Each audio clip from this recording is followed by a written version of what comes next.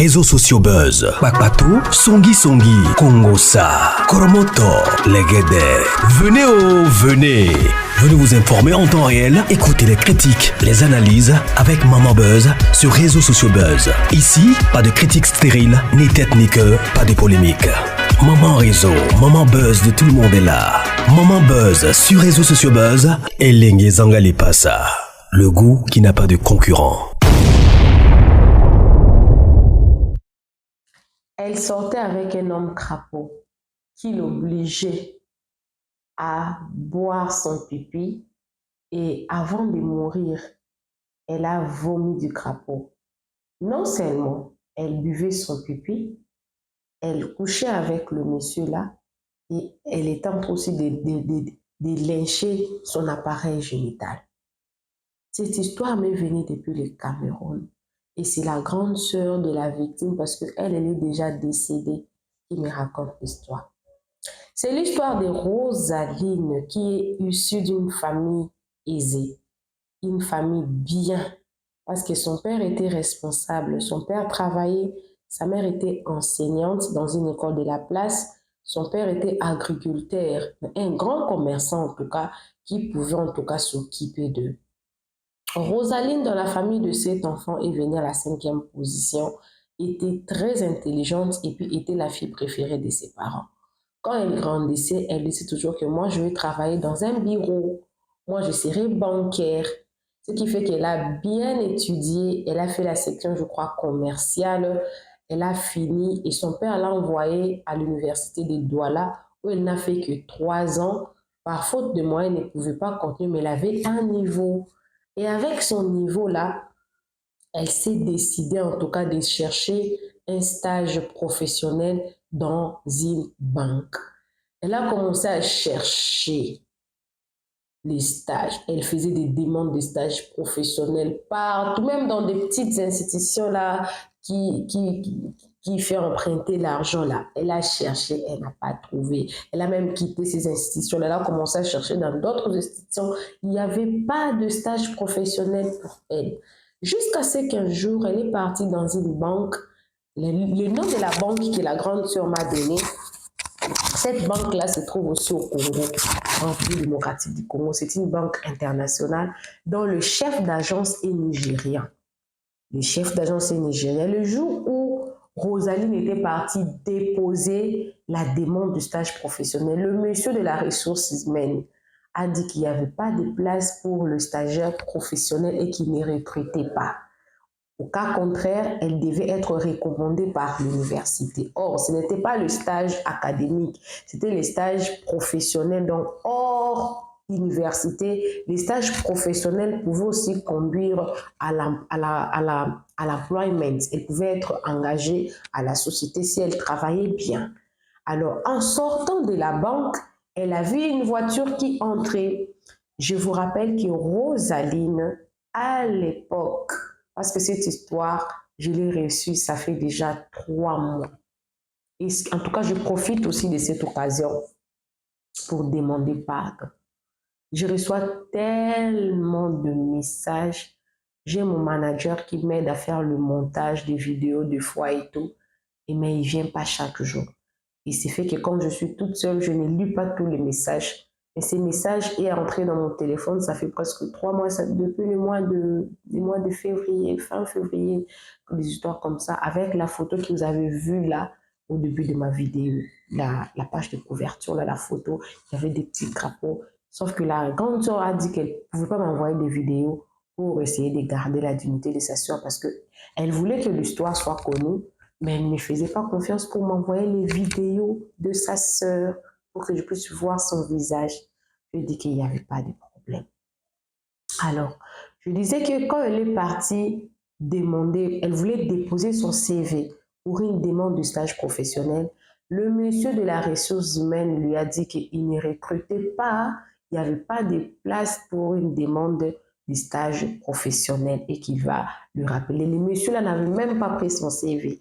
Donc Rosaline sortait de la banque, du coup elle a vu une autre voiture entrer dans la banque et il y a eu un monsieur qui a fait descendre la vitre et tout. Il a posé la question, Demoiselle, qu'est-ce que tu fais ici? Parce que quand elle sortait, sa grande soeur me dit, ces jours-là, elle était tellement épuisée, elle voulait même se lancer dans le commerce. Elle s'était dit, ah, apparemment la banque, les histoires des banques ici, ce n'est pas venu pour moi, comme je m'y connais, je vais me lancer dans le commerce. Alors, elle était en train de parler, de murmurer toute seule. Elle murmurait toute seule, elle parlait toute seule.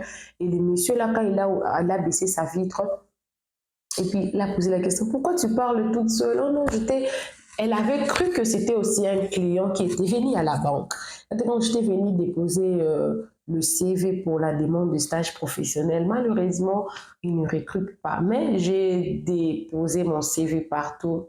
J'ai vu que je n'ai peut-être pas les chances d'être acceptée, ne fût-ce que pour un stage professionnel en tout cas. Et puis le monsieur, qu'est-ce que le monsieur lui a dit? J'aime ton énergie. Alors, donne-moi ton CV, je verrai ce que je peux faire. Sa petite sœur ne sachant pas, elle ne connaissait pas le monsieur, elle ne savait pas qui étaient les messieurs là. Elle ne savait pas. Elle ne savait pas. Et puis, elle est rentrée. Une semaine après, elle voit son téléphone sonner. C'était un monsieur qui l'appelle. C'est le bureau de la ressource humaine de telle banque. Tu peux venir tel jour pour commencer ton stage. Wow! Elle était contente. Et du coup, le jour-là, elle est venue. Et vous connaissez tous que quand vous voulez faire le stage professionnel, vous devez passer par tous les bureaux. Bon, pas tous les bureaux, tous les départements.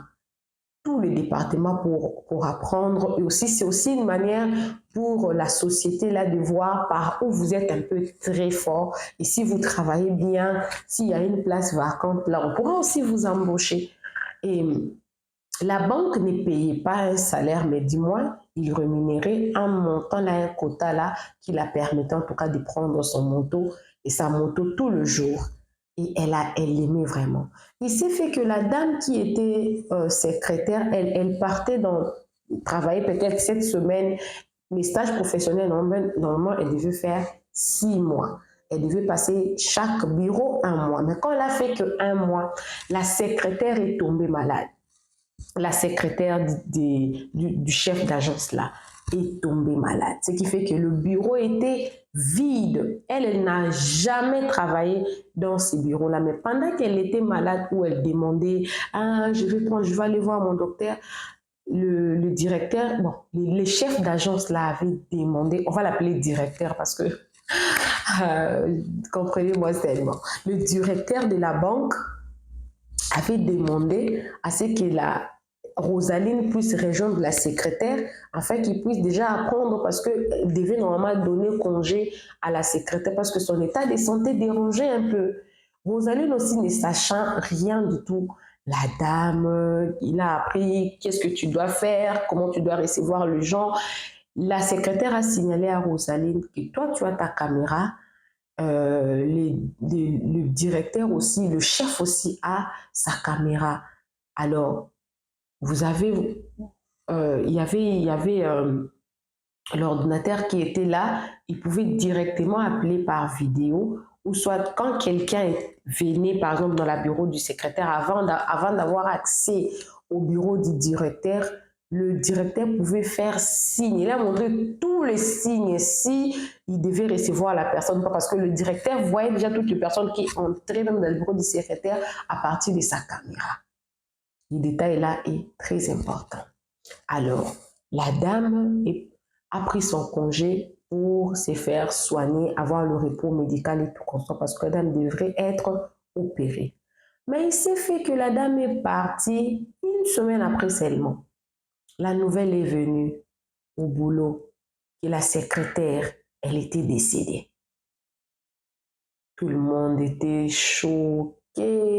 La secrétaire est partie. Et du coup, c'est Rosaline qui était restée là comme étant la secrétaire. Elle a déjà commencé à travailler, elle avait pris le temps. Et puis le directeur a tout fait pour que Rosaline puisse signer un contrat à seulement 2 semaines après l'enterrement de l'autre secrétaire là. Et c'est elle qui avait maintenant pris la place du secrétaire. Un mois après le décès de l'autre secrétaire là, un mois après seulement, le directeur a appelé Rosaline dans son bureau. Elle me dit, Maman Bess, j'entrais dans le bureau du directeur, c'était seulement le matin. Elle me dit, je ne sais pas si c'était mon travail ou pas, mais c'était moi qui entrais dans le bureau du directeur chaque matin. Je suivais sa table, je regardais dans son carnet, je mettais les cahiers du rendez-vous. Il connaissait déjà qui devait recevoir ce jour-là ou de nouveaux visiteurs. Je devais lui poser la question de par les moyens de communication qu'on avait là et tout. C'est sa grande sœur qui disait comme ça. Alors, le directeur lui a fait appel dans son bureau. Rosaline, tu sais, depuis que tu es là, j'aime ton énergie. En parlant de l'énergie, je mets une petite pause, j'ouvre la parenthèse. Chaque personne qui naît, la personne naît avec une énergie. Ça peut être une énergie positive ou une énergie négative. Pourquoi je déconseille les parents de poster certaines choses qui sont sensibles à l'énergie sur les réseaux sociaux? Parce que sur les réseaux sociaux, il y a toutes sortes d'énergies.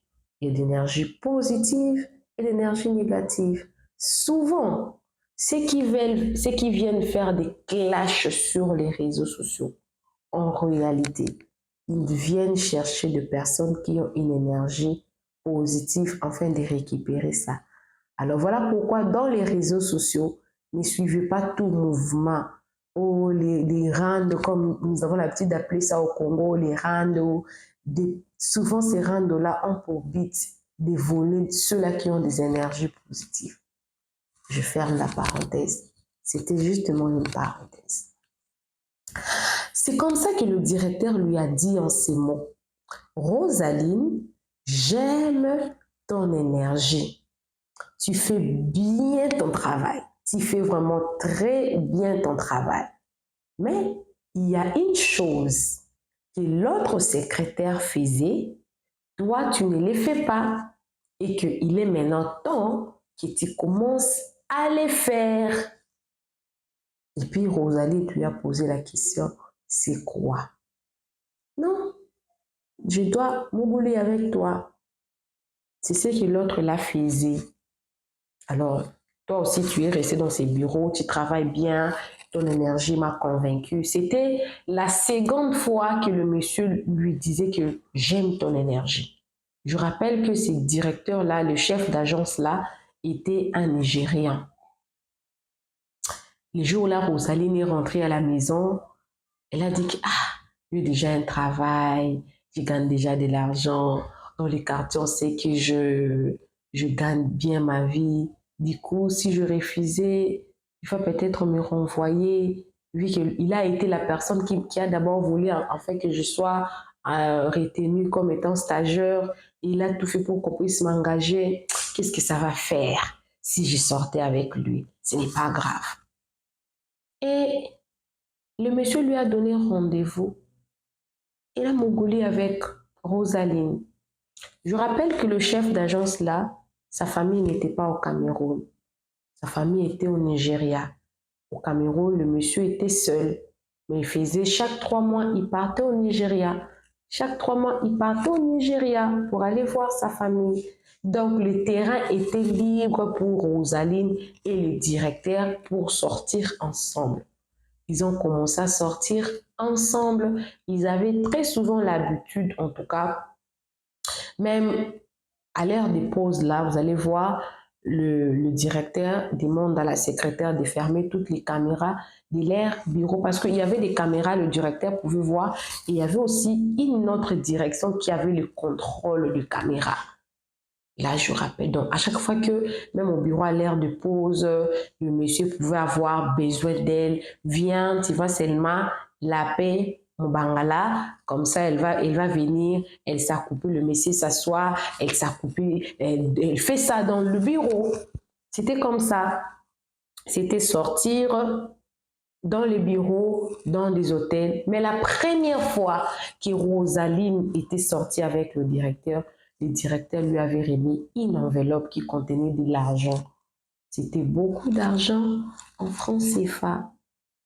Et sa grande sœur me dit, ces jours-là, je me souviens, elle avait donné à tout le monde de l'argent à la maison parce qu'elle dira que c'était une prime que son directeur lui avait remis parce qu'elle avait fait un bon travail. Et du jour au lendemain, nos parents ils avaient des moyens, mais on n'avait pas une maison pleinement finie. Et c'était notre petite sœur qui a bien fini cette maison-là. Si nous avons une maison bien finie, c'était notre petite sœur parce que Rosaline, à chaque fois qu'elle sortait avec son directeur, là, son chef, le directeur lui remettait toujours une enveloppe d'argent. Et ce n'était pas peu d'argent, c'était beaucoup d'argent. 6 mois après qu'elle sort avec le monsieur, ils venaient de sortir ensemble dans un hôtel. Le monsieur lui a dit, le directeur lui a dit, tu sais, moi j'ai un fantasme. Et c'est ce que l'autre secrétaire là faisait aussi. C'est quoi mon fantasme? Attendez, je vais changer le cadre de la lumière. Et c'est quoi mon fantasme? Le fantasme, c'est que à chaque fois que j'ai envie de me soulager, à chaque fois que j'ai envie de faire pipi, j'aimerais que tu viennes, que tu lapes mon bangala en le faisant et puis je vais faire pipi dans ta bouche. Elle couchait déjà avec lui. Elle lapait déjà son bangala. Bon, c'est la même chose. Et puis elle dit, même quand elle lapait les bangala et tout, quand le monsieur voulait faire sortir, voulait jouir, Rosaline prenait ça dans sa bouche. Donc pour elle, les pipis, ce n'était rien. Ce n'était rien du tout. Elle a commencé à le faire. Elle le faisait. Et quand elle a commencé à le faire, la première fois qu'elle a fait ça, le monsieur lui a donné encore beaucoup d'argent, plus que même ce qu'il donnait. Jusqu'à ce qu'un jour, il y a eu un monsieur qui travaillait dans le service de sécurité. Vous connaissez toujours ceux qui travaillent dans le service de sécurité. Comme j'avais dit tantôt, ont les caméras de toute la concession. Ils en ont. C'est-à-dire que le directeur en avait, la secrétaire et la sécurité parce qu'ils doivent contrôler et tout. Le monsieur de la sécurité a appelé Rosaline. Rosaline, le matin comme ça, en venant du travail et tout, le monsieur de la sécurité, Rosaline, comment tu vas? Tu vas bien? Rosaline, en tout cas, j'aimerais te parler. Rosaline pensait que le monsieur de sécurité voulait la draguer. Puis elle dit, oui, je préfère que ça soit en tout cas le soir quand tu termines le travail. Mais dis donc, le soir, ça ne sera pas possible vu que je sors souvent dans la voiture du chef. Je viendrai te voir à l'heure de pause. À l'heure de pause, ces jours-là, vous connaissez les directeurs, on était tout collés avec Rosalie. Donc, Rosalie n'était pas venue. Et le soir, plus tard le soir, les messieurs de la sécurité là a appelé même Rosaline. Il a insisté que je dois te voir, je dois te parler, c'est très important. Bon, elle a dit demain je viendrai un peu à temps, comme ça avant que les agents puissent commencer à venir, on va se voir pour parler. D'accord, d'accord. Elle est venue, le travail commence à 8 h. Elle est venue déjà à 6h30, 6h45, elle était déjà là. Et puis les messieurs de la sécurité aussi étaient là. Les messieurs de la sécurité lui ont regardé parce que c'était un homme pas trop âgé, mais plus âgé que Rosaline. Et puis, elle a regardé, Rosaline, tu sais que quand je te vois, je vois ma petite sœur. Mais ce que j'avais vu dans le bureau du chef m'avait beaucoup étonnée. Et puis Rosaline lui dit, est-ce que c'est la première fois que tu vois un chef avec sa secrétaire? C'est ce que l'autre aussi faisait. Je dis non, je ne savais pas que l'autre aussi faisait comme ça. C'est ma première fois parce que je sais qu'il y a beaucoup de temps, tu pourrais voir ta caméra éteinte, la caméra du directeur aussi est éteinte. Vous allez voir, vous allez fermer vos caméras, 1h, 1h30, ça revient encore. Bon. Des fois, je comprends parce que plusieurs fois, j'ai fait rapport qu'il y avait des moments où la caméra était fermée. Le directeur m'a dit de ne pas m'occuper de ça. Aussi longtemps que lui, il ne s'est pas plaint de ça, ce n'était pas grave. Il était l'auteur, il était celui qui faisait ça. Mais je viens de comprendre pourquoi est-ce que ça s'est passé comme ça. Oh, il me dit, mais c'est pas problème. Elle est Rosaline, s'est fâchée. Il me dit, non, pourquoi tu vas te fâcher? Viens, tu vas voir. Le monsieur de la sécurité a ouvert la caméra pour Rosaline. Elle a vu, elle s'est vue, elle, entre deux, laper les bangalas de son directeur comme d'habitude.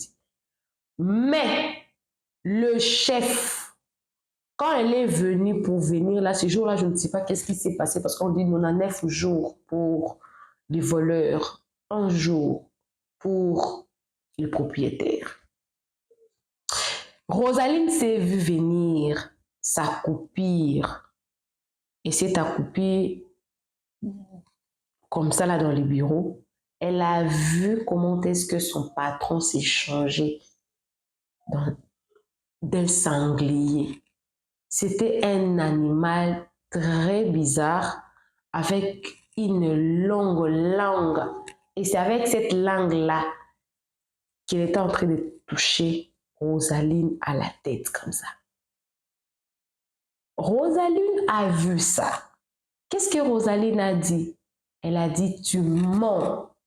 Toi, tu es informaticien. Sûrement, tu as truqué les images pour me faire peur. Tu es tout simplement jaloux. C'était avant le travail le matin. Quand le travail a commencé, la première des choses que le directeur avait fait, c'est d'appeler Rosaline dans son bureau pour dire, tu vois le monsieur qui t'a dit des choses sur moi, il a bien cherché. Ça ne sera pas mon problème. Ça ne lui regardait pas ce qu'il avait vu. Et toi, tu es déjà dedans. Tu ne me connais pas. Et ce qui va lui arriver, si toi tu parlais, tu vas aussi le suivre. Le même jour, le secrétaire rentrait chez lui à la maison. Il a connu un accident et il était décédé. La nouvelle est venue au bureau que votre sécurité, un de vos hommes de la sécurité, hier en rentrant, il avait fait un accident de la moto et tout.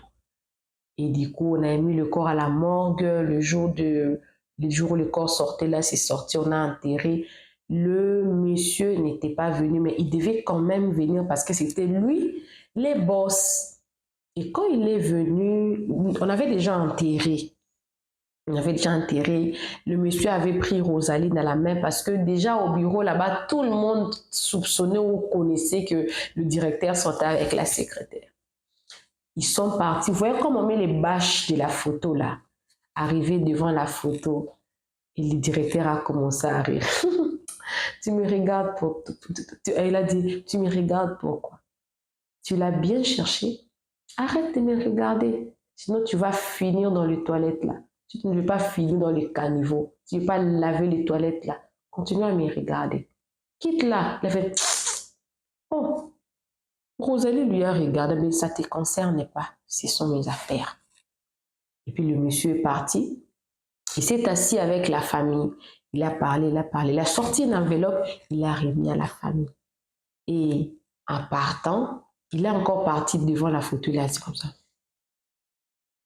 Et pour ça, tout le monde avait remarqué, même les agents du bureau avaient remarqué, mais d'autres se sont trompés. Peut-être ils étaient en train de gratter l'œil. Pourquoi elle a fait ça? Pourquoi? Donc, beaucoup de questions, mais personne n'avait posé la question tout haut. C'était tout bas, tout c'était fini. Et tout est rentré dans l'ordre. Il y avait le travail, c'était bien et tout. Alors, il s'est fait que la sécurité, le monsieur de la sécurité, c'est lui qui était venu dire à Rosaline qu'il y avait des vidéos d'elle qu'elle a vu, le monsieur l'a changé de venir prendre la forme bizarre quand elle était en train de laver son bangala. Il n'y avait pas que lui qui avait vu la vidéo. Il y avait aussi un autre sécurité qui avait vu la vidéo, mais il n'avait pas dit. Un mois après, quand il a vu que son ami était décédé, lui, qu'est-ce qu'il a fait? Il a arrêté le travail. Il a démissionné. Il ne venait plus au travail, il s'est retiré du travail. Il avait quand même, avec la caméra là, il a filmé avec son téléphone, il a gardé. Un mois après que l'autre ami là était décédé et tout, l'autre sécurité là a rappelé encore à Rosaline. Rosa, est-ce que je peux te voir le week-end? Il n'y a pas de problème, tu veux voir le week-end. L'autre sécurité là a dit à Rosaline, Rosa, j'espère que tel t'a dit qu'est-ce qu'il avait vu dans la caméra. Moi, je ne vais pas te montrer ça. Apparemment, tu connais. Mais fais un effort. Parce que toi, tu avais dit qu'il avait fait le montage parce que c'était un informaticien. Mais ce n'est pas grave. Qu'est-ce que tu vas faire? Prends ton téléphone, piège les messieurs. Il faut que tu saches avec qui tu sors. Ce n'est pas bien. Tu risques de perdre ta vie. Le second sécurité là ne lui avait pas montré la photo, la vidéo, de peur que ça arrive un malheur. Et l'autre sécurité là n'avait pas de problème, c'était pas aussi connu au bureau, c'était rien. Et Rosaline est restée avec ça et s'est dit, ok, je vais piéger les messieurs. Ces jours-là, il avait l'habitude de le faire au bureau, non? Elle a mis son téléphone parce qu'elle a quitté son bureau. Elle est entrée dans le bureau de son chef. Elle a mis son téléphone dans la position où les caméras filmaient, justement parce que c'est elle qui venait très souvent avant. Elle venait avant, elle arrangeait, faisait tout. Et quand elle est entrée dans le bureau pour satisfaire son boss là, elle a mis son sac dans la direction où elle devait voir, même pas elle, mais le directeur. Et l'heure où elle devait donner à son directeur son goûter, les caméras a pris sur tout. Maintenant, quand le boulot a terminé, Rosaline a voulu voir l'image qu'elle avait prise avec son directeur là. Elle a vu un gros crapaud. Un gros crapaud. C'était le soir, arrivé à la maison, après avoir fini avec son boss, elle devait dormir et tout. C'est ce moment-là qu'elle a vu un gros... Le monsieur s'est transformé en un gros crapaud. Et c'était sa langue, je ne sais pas, la langue du crapaud, on appelle ça, hein? C'était ça qui touchait sa tête. Elle a crié. Et à l'instant, il y avait le directeur qui l'appelait. Le directeur lui a dit, tu as vu ce que tu as fait. Rassure-toi, tu ne vas pas t'en sortir vivante. Tu mourras. Et Rosaline, quand elle a écouté, elle dit que ce n'est pas ça, je vais garder les secrets, tu devais aussi me dire, ce n'est pas grave, j'ai déjà fait ça et ça fait déjà presque une année que je suis avec toi, rien ne m'est arrivé. Le monsieur a dit, tu ne devrais pas savoir. Il y a des choses que tu ne devrais pas savoir. Tu as vu ça toi-même. Qui sait à qui tu vas envoyer tes histoires-là? Oh non, je vais supprimer. Il a dit, tu vas mourir coûte que coûte. C'est de ta faute. Et Rosaline, prise par peur, elle a fait asseoir la sœur qui m'a expliqué l'histoire. Elle a commencé à raconter son histoire. Toute l'histoire que je viens de vous raconter. Mais à ce moment, rien ne s'était arrivé. Le lendemain, quand elle est partie au boulot, elle a vu qu'il y avait une autre fille qui était là. Et le directeur lui a dit, rentre, je vais t'appeler. Et quand elle est rentrée, elle a compris que pour elle, c'était fini. Elle est rentrée pour dire à sa sœur et toute sa famille que non, on l'avait renvoyée de son boulot. Et sa sœur connaissait l'histoire parce que Rosaline a tout expliqué à sa sœur, regarde tout l'argent que vous me voyez et tout.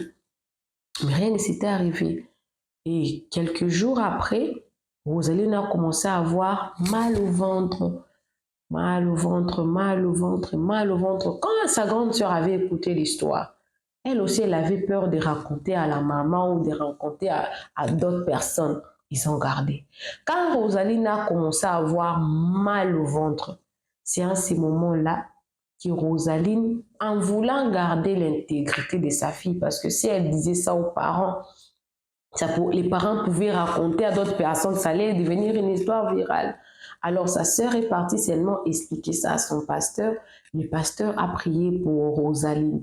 Mais malgré que le pasteur avait prié pour Rosaline, quelques jours après, les maux de ventre est devenu trop insupportable. Elle a commencé à faire le diarrhée et a commencé à vomir du sang. Quelques jours de vomissement, quelques jours à l'hôpital, elle est rentrée en coma. Et dans son coma, là, elle a fait, je crois, 3 jours au coma. Elle est revenue, elle a demandé à sa sœur de demander au pasteur de venir à l'hôpital.